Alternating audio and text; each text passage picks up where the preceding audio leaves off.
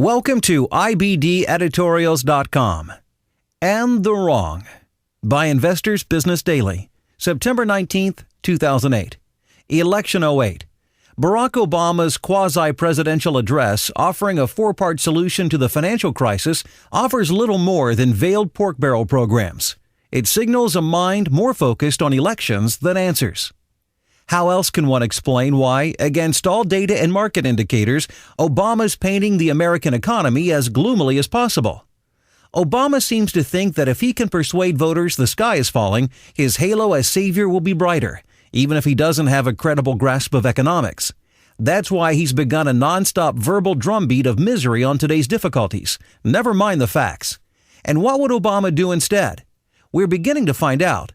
In a four-point action plan Obama presented on Friday, he goes beyond, quote, hope and change, unquote, oratory and moves on to what really matters to him, the big government spending he's been selling all election.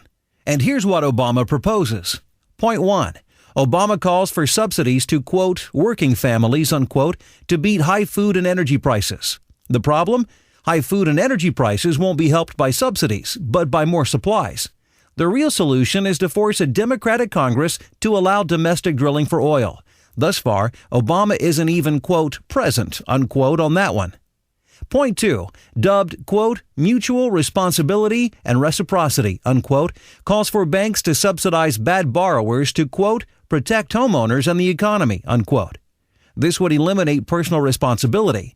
Demagoguing false details, such as about bankers getting golden parachutes instead of 25,000 of them losing their jobs, Obama insists the solution is simple. Banks shouldn't foreclose on delinquent homebuyers. Obviously, he hasn't heard of how bad loans drain Japan's economy of its vitality for a decade. Third, Obama seeks, quote, new oversight and regulations of our financial institutions, unquote. That means forcing new bureaucracies and regulations into the private sector, the very phenomenon that has made navigating our healthcare industry such a delight.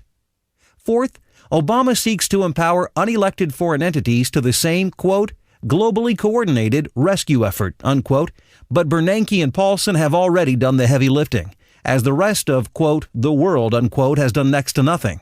One more global bureaucracy won't make America's financial system any healthier. Obama makes a final point by blasting the failure of, quote, common sense regulation and oversight, unquote, to the financial system. He ought to bring this up with fellow Democrats in Congress. In the 1990s, Representative Barney Frank blocked key reforms even as he took campaign cash from banking interests. In 2004, President Bush attempted to revive the reforms, but Democrats blocked them. Today's bank crisis isn't due to the inherent evil of the private sector, as Obama claims. It's due to Democratic leaders who were bought off by political donations and hostile to reform. Obama, curiously enough, is one of the top recipients of cash from Fannie Mae and Freddie Mac. Small wonder, then, that his main election argument would expand the scope of government by using the bank's subprime woes as leverage.